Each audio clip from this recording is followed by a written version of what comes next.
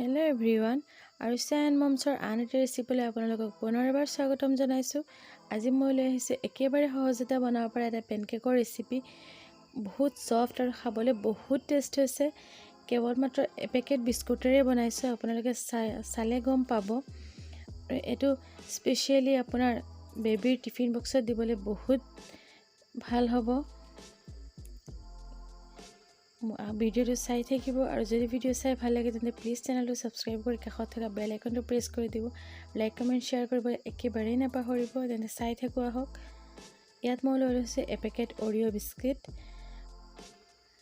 আৰু মই বিস্কিটখিনি এটা মিক্সাৰ জাৰত লৈ ল'ম আৰু ভিতৰতে থকা ক্ৰীমখিনি এটা বাটিত লৈ ল'ম। আপোনালোকে চাই যাব।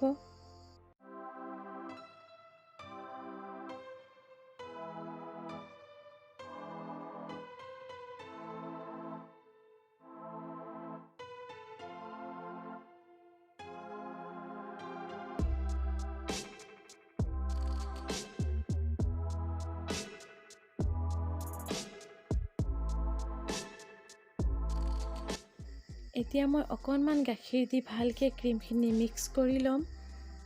আপোনালোকে ভালকৈ মিক্স কৰি ল'ব। মই ইয়াত দেখুওৱা নাই, 2-3 মিনিটমান সময় দি এইখিনি মিক্স কৰিব। এটা ছাইডত ৰাখি দিম মই এইখিনি।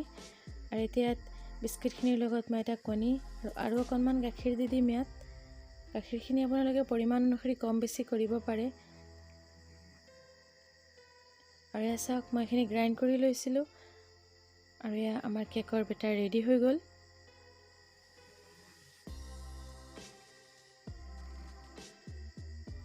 মই ইয়াত মিক্স কৰিছোঁ বেকিং ছ'ডা, অকণমান দিছোঁ এচিকুট আৰু এয়া মই এইখিনি দি ভালকৈ মিক্স কৰি ল'ম। আৰু এয়া চাইছে বেটাৰটো কেনেকৈ হ'ব লাগে।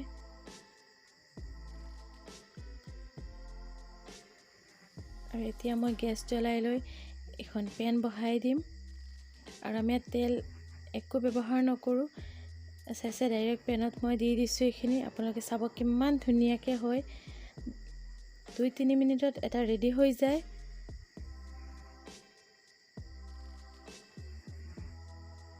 আৰু চাওক লাহে লাহে হৈ আছে, বাবলছ ওলাই আছে ওপৰৰ পৰা।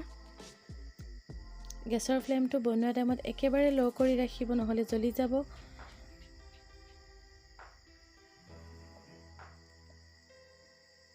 আৰু চাওক হৈ গ'ল, মই লুটিয়াই দিছোঁ।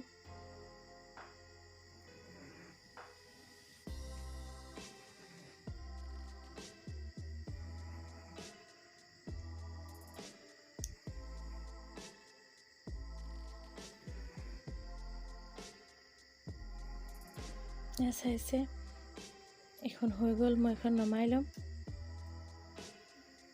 মই এনেকৈ গোটেইখিনি বনাই দিম।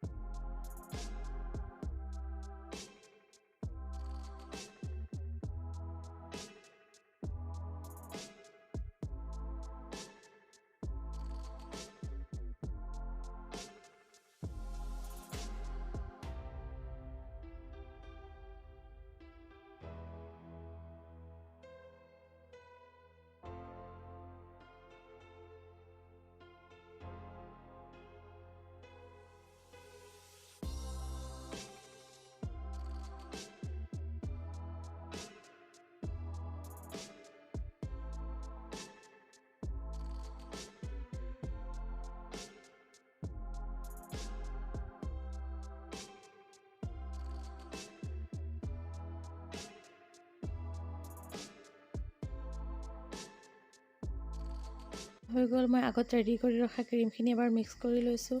লগাই এইখিনি এখন চামুচেৰে কেকত লগাই ল'ম।